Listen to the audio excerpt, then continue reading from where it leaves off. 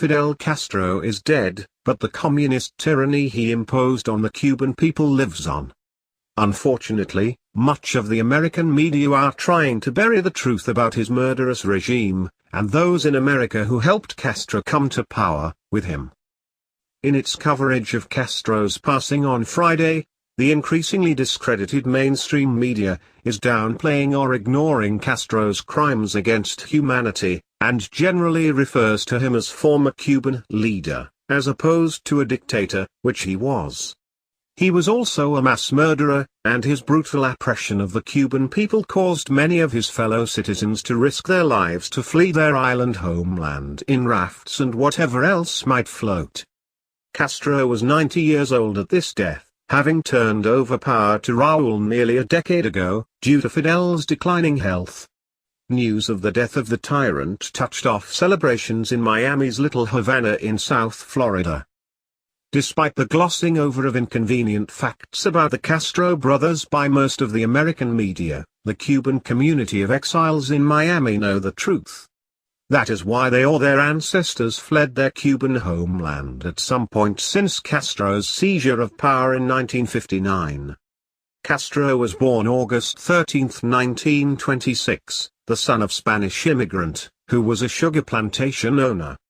In contrast to those who mistakenly believe communism is a product of the exploited working class, Castro was not drawn to the ideology of Marx and Lenin by toiling in the cane fields.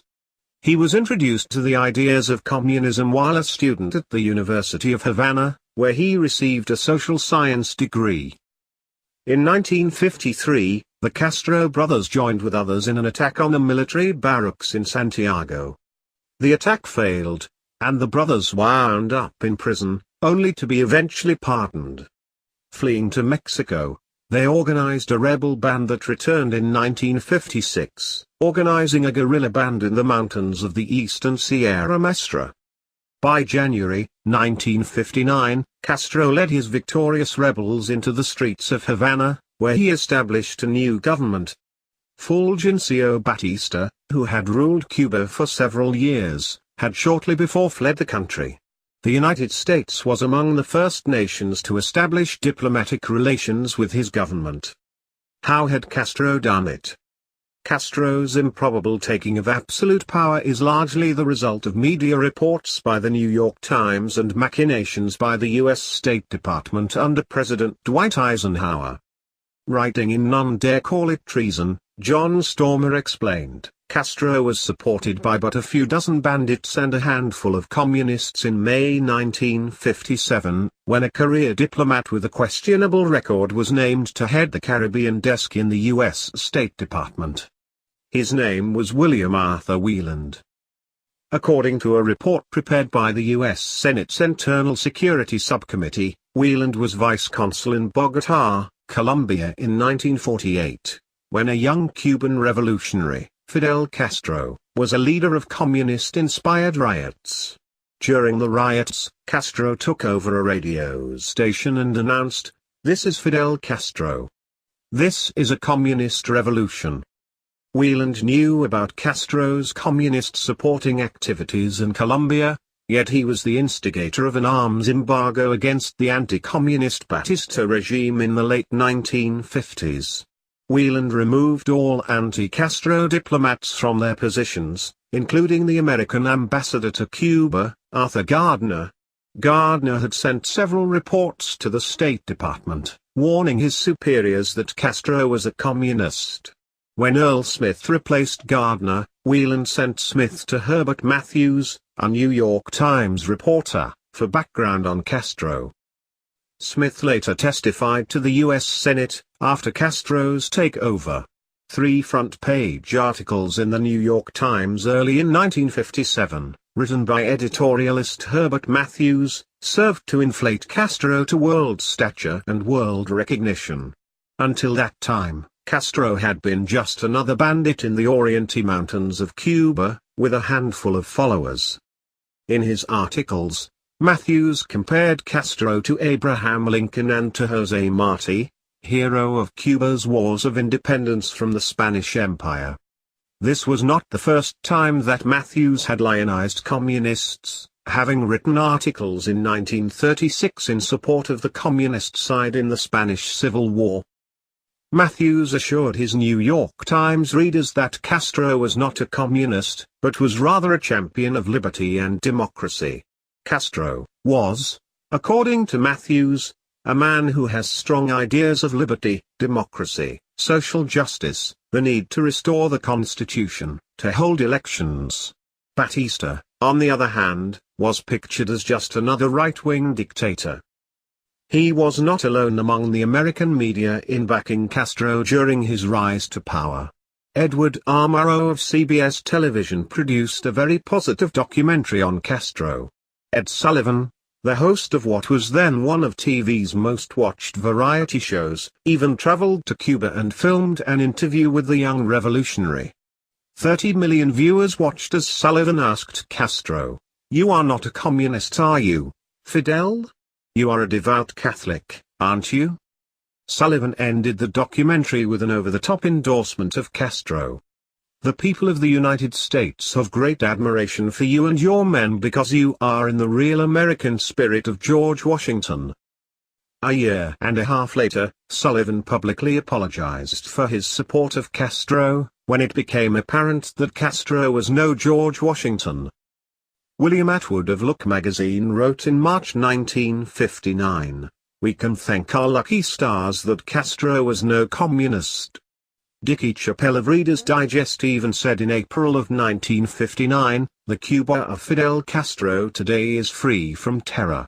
Civil liberties have been restored, and corruption seems to be drying up." And Newsweek even wrote in the same month, "Castro's vision has a capitalist base. He wants a country in which every farmer owns his land." In 1960, Secretary of State Christian Herter, however, said, "I don't think anyone could say affirmatively that Cuba is communist at the present time." Of course, that was not true, as many Americans, including Ambassador Smith, candy maker Robert Welch, who founded the John Birch Society, the parent organization of the New American, and many others repeatedly warned that Castro indeed was a communist. Even Vice President Richard Nixon privately told President Dwight Eisenhower that Castro was a communist. Despite all of this, President Eisenhower said in 1963, "It would have taken a genius of prophecy to know that Castro was a communist when he took control of Cuba." John Birch Society, JBS, founder Robert Welch and the others who had it figured out must have been geniuses then.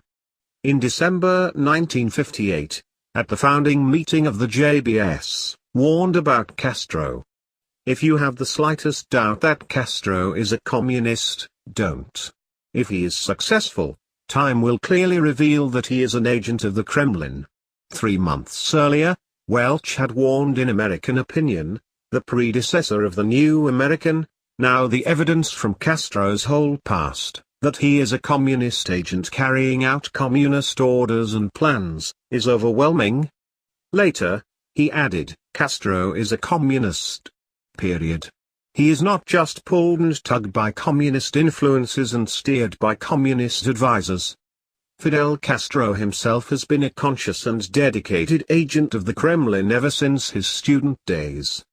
His whole revolution followed a communist pattern, used communist techniques, and was supported and managed by Moscow." The truth is that the Eisenhower administration had been instrumental in bringing Castro to power. In March 1958, U.S. Secretary of State John Foster Dulles severely damaged the Batista government by refusing to ship 1,950 Garand rifles legally purchased by the Cubans. Speaking before the U.S. Senate in 1960, Ambassador Smith said, "Without the United States, Castro would not be in power today." Later, Smith wrote a letter published in 1979 in the New York Times, in which he still held to that belief. The final coup in favor of Castro came on December 17, 1958. On that date, in accordance with my instructions from the State Department, I personally conveyed to President Batista that the Department of State would view with skepticism any plan on his part, or any intention on his part, to remain in Cuba indefinitely. I had dealt him a mortal blow. 14 days later, the Cuban government fell, and was soon replaced by the communist dictatorship of the Castro brothers.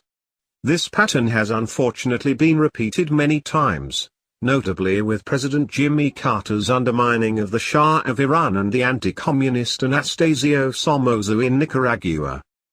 The help the U.S. government gave to Fidel Castro was bipartisan, however.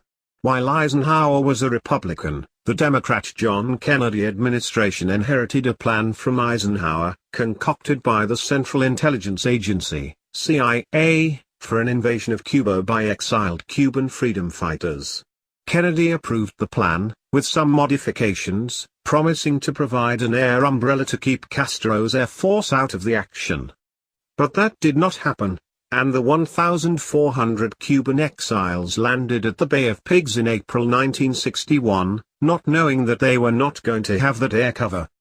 CIA radio broadcasts were also promised to alert over 100 underground operations, but they were never transmitted. By the time it was apparent that the Bay of Pigs was the invasion site, it was too late for these internal anti-Castro forces to provide any help to the brave freedom fighters. The brigade fought bravely for 3 days, inflicting over 2,000 casualties on Castro's overwhelmingly numerically superior forces. The small band of doctors, lawyers, common laborers, and university students were either killed or taken captive. The next year, the United States and the Soviet Union faced off in the Cuban Missile Crisis, when Soviet dictator, not just a leader, Nikita Khrushchev planted nuclear missiles in Cuba. In the next several years, Castro gave assistance to the world communist effort by sending Cuban troops to places like Angola. Inside Cuba, the people there felt the full weight of life under a brutal communist dictatorship. Soon after coming to power, Castro announced the need for gun registration, ostensibly to fight gangsterism on the island. 9 months later, he simply rounded up the guns, asserting that there was no longer any need for individual citizens owning a gun. Armando Olago, a Harvard-trained economist, has estimated that almost 78,000 may have died trying to flee Cuba since Castro imposed his communist dictatorship on the island. Olago, writing in the Black Book of Communism, was able to document nearly 100,000 killed by Castro, either by firing squads, assassinations, or deaths in prisons, or by attempting to flee the island through the treacherous waters between Cuba and Florida, 90 miles away. Miguel Faria, writing in his book, Cuba in Revolution, said, since Fidel Castro took over the island in 1959, the best figures that we can glean is that between 30,000 and 40,000 people have either been executed, by firing squad or at the hands of their jailers. Of course, the exact numbers of Castro's killings cannot be known with certainty. Then, of course, there is the reduction in the standard of living imposed on the country under the command economy of communism. Before Castro, the Cuban economy was ranked the second highest in Latin America. In 2008, Castro's failing health, reportedly from an intestinal disease, led him to surrender day-to-day power to his communist brother Raúl Castro.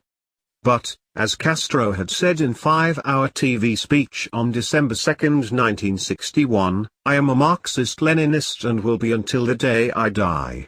That was certainly true, but in his path to power, he had hidden this belief from some of his followers who actually believed he was for liberty. He explained his lie was necessary, because otherwise we might have alienated the bourgeoisie and other forces which we knew would eventually have to fight. Suspicions remain that Castro, acting in retaliation or defense because of the assassination attempts on his life at the direction of President Kennedy, was somehow involved in the murder of an American president, John F. Kennedy. All in all, Fidel Castro brought much pain and misery to the world during his 90 years on Earth, and it is quite understandable how the Cuban community in Miami is relieved to hear of his passing. Unfortunately, many Americans will remain mystified at the intensity of animosity toward Castro by the South Florida Cuban community, considering the sugar-coated version of his life they have been presented by the mainstream media in the United States. But they are simply continuing a cover-up of the Castro record, dating back to the 1950s. Certainly a better perspective was provided by Rolando Perez, founder of Bear Witness Central, an anti-communist group composed to a large extent, though not exclusively, of those who witnessed communism firsthand. The Cuban people were betrayed by Fidel Castro when 57 years ago, he came to power in a bloody revolution that installed a communist totalitarian dictatorship. The people of Cuba have suffered an inhuman repression, hundreds of thousands unjustly imprisoned, millions of broken and destroyed families, oppression of free speech and the murder of tens of thousands of people during his reign in power. Perez, who himself lived under communism in Cuba before fleeing from his native land to his adopted homeland, the United States, concluded, "The Cuban people have suffered enough." Bear Witness Central is asking President-elect Donald Trump, the incoming Trump administration and the U.S. Congress that it is unequivocally clear that the Cuban-American population and the Cuban people want a free Cuba and demand political reforms, and that it does not matter who is in power in Cuba. Codified sanctions shall only be lifted upon the release of all political prisoners, the recognition and respect of fundamental human, civil and political rights as prescribed by international covenants, and the legalization of opposition parties, free elections and an independent media. Enough is enough. Cuba must be free.